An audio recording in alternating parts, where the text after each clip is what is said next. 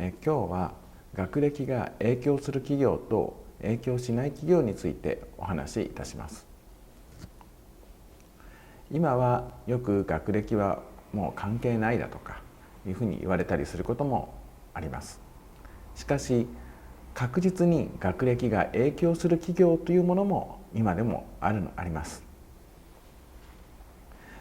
例えばですが、かつてソニーは履歴書に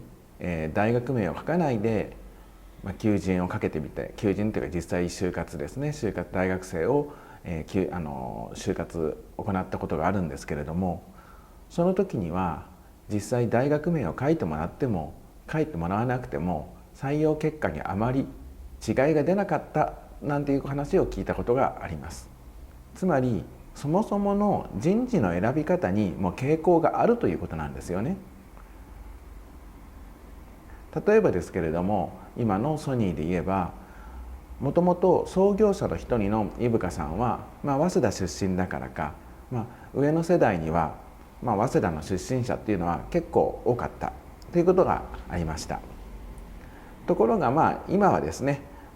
東大だとか東工大の採用が増えているということがあります。最初にタイトルの結論を言ってしまいますと、旧来、戦前、戦後ぐらいのからある大手企業は学歴で採用し、旧帝大出身でなければ役員になることはほぼ難しいということがあります。ただ、メガベンチャー、つまり2000年頃にできた新しい企業ですね、それで今大企業になっているような会社っていうのは、そういったところは、旧帝大は強いけれどもそれだけではないといった傾向はあります。学歴は採用や昇進にどのような影響があるのかということについてお話しします。表向きはどこの組織も学歴問わず実力だとか能力採用だとか言っていると思うんですね。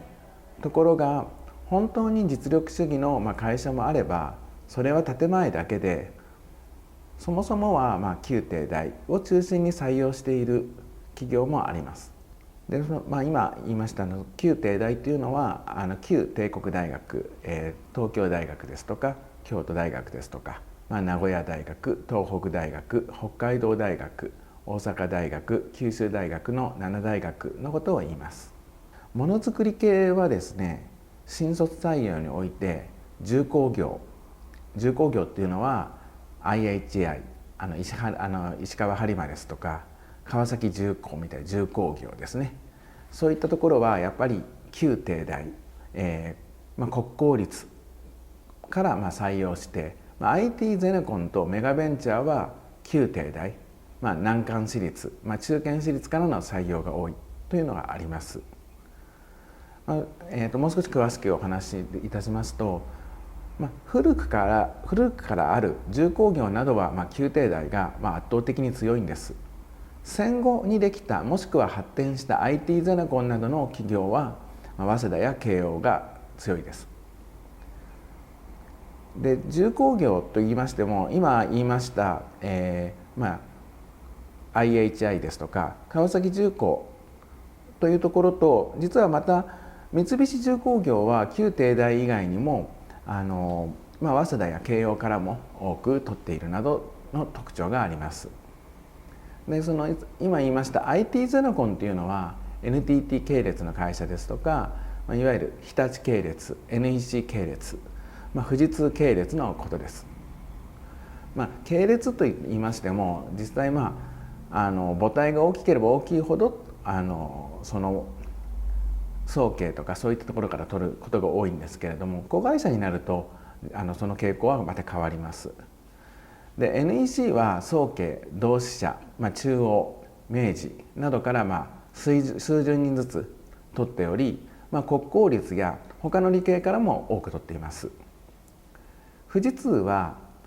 総計も多いんですけれども、大阪大学や東大などの旧帝大を多く取っているところが NEC とは少し異なります。同じゼネコンでも同じ IT ゼネコンでも富士通の方が旧帝大を多く取っているのに NEC はむしろ幅広く理系の大学から取っているなどの傾向があります。メガベンチャーといいますのは、もともとがベンチャー企業だったところが大企業になった企業を指すもので、明確な基準はないようです。ここでは楽天やソフトバンク、DNA、リクルートなどを例に挙げてみます。で、楽天とソフトバンクは圧倒的に早稲田と慶応が多くてですね、それぞれ数十人クラスで採用して、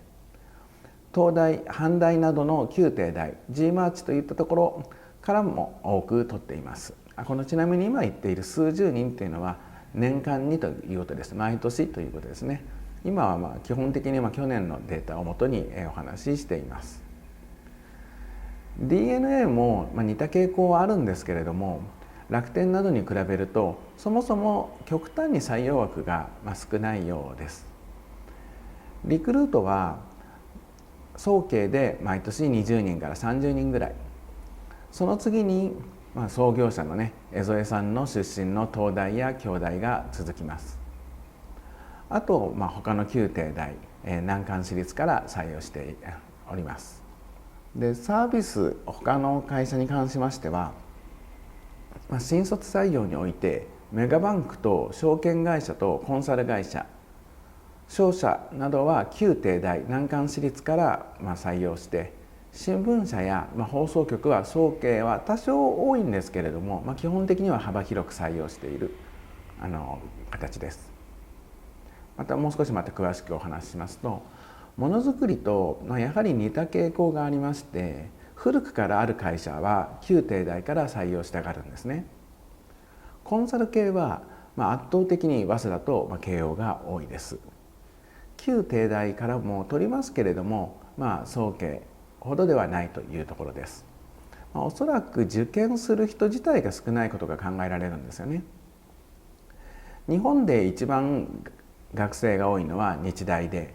約7万人学生がいるんですけれども、2位は早稲田で約 4.7 万人なんですね。意外と多いんですよね。そして、慶応が少し間空いて、約 3.3 万人という形なんですが、それで東大が約 2.7 万人、これ2023年現在のですね、学生数なんですけれども、このようにもともとの学生の人数によっても、変わってくるということはありますね。メガバンクというのは三菱 UFJ 銀行、三井住友銀行、みずほ銀行のことを一般的には指します。三菱 UFJ の場合は、慶応が最多でですね、毎年100人近く、毎年というか去年の場合ですけど100人近く採用しておりまして、その次に早稲田が続き、その後旧帝大という感じです。三井住友銀行は早稲田と慶応、大阪大学から50人ずつぐらい取って、その後に他の旧帝大や難関私立大学から採用しています。地方銀行になりますとそのようなことはなくて、地元の大学から多く採用しています。例としましては、福岡銀行は西南学院大学、福岡大学、九州大学が採用の大半を占めています。横浜銀行も法政大学や中央大学、明治大学といった、キャンパスがですね、東京や神奈川にある大学が多いです。次に大手商社といいますのは、売上順に三菱商事、三井物産、伊藤忠商事、丸紅、住友商事なんですけれども、2022年度の場合、三菱商事がダントツで21兆円の売上で、三井物産が2位で 14.3 兆円、伊藤忠が 13.9 兆円という形で続きます。その三菱商事は慶応が25人、東大が21人、早稲田が20人といった感じで、三井物産は慶応が28人、東大が19人、上智が6人と続いています。なぜ大手は学歴、高学歴者をそもそも欲しがるのかということなんですけれども、それは難関大学に入ったのだから、それだけの受験勉強に耐えられるということは、仕事が大変でも耐えられるであろうというところにあるんですね。学校の勉強で求められるのは耐える力と集中力です。企業で求められる力そのものですね。企業が一番求めている力というのは、耐える力にもかかわらず、決してそういったことは書きません。そんな時代、この時代にね、そういったことを書けば叩かれますからね、それはもう前提なんですよ。書くまでもないといった感じですね。だったら初めから耐える力を持っている高学歴の人間を採用した方がいいわけです。多くの公立中学では耐える力を前面に出しているのには訳もあります。おとなしく耐えてくれることが、企業にとっても国にとっても都合がいいわけです。では次に、中堅大学だったり、もしくはまたあまり知られていない大学の出身者はどうしたらいいのかについてお話しします。まずステージを変えればいいんですね。大手企業全部が今言ったような、旧帝大と難関私立大学からしか取らないというわけではないんですね。旧来からある企業においては、そういった傾向があるというだけですので、そういった傾向を持っていない企業に、応募すればいいわけです。大手企業でも幅広く学生を集めている企業もありますので、あくまで大手企業というのであれば、そういったところから探すのもいいです。ただ気をつけなければいけないことは、自分が大手企業向きなのかそうではないのかということです。大手企業に入ったサラリーマンと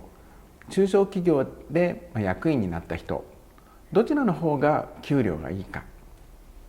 またやりがいを感じていると思いますか？人がもともと持っているものとして自分がやっていることに手応えを感じることができるときに価値を感じるようにできています。ものづくりの例で言いますと、例えばトヨタ自動車で自分は車を作っていますと言っても、車のある部品の中のあるソフトウェアを担当しているといったようなことになりがちです。ところが中小企業の場合は、ものづくり、ものにもよりますけれども、数人程度で作っている場合もありますので、自分がこの機械を作っているといった実感を持ちやすくもなります。大手企業の場合は分業されすぎていて、自分が何をやっているかというのが非常に見えなくなっているわけですね。もちろん大手企業に入れば自分の企業名を自慢できるかもしれません。その代わり求められるのはひたすら我慢ですね。そして旧来からある大企業、先ほどお話したような重工業とかですね、それ以外にもありますが、そういったところで役員になれるというのは、旧帝大出身者、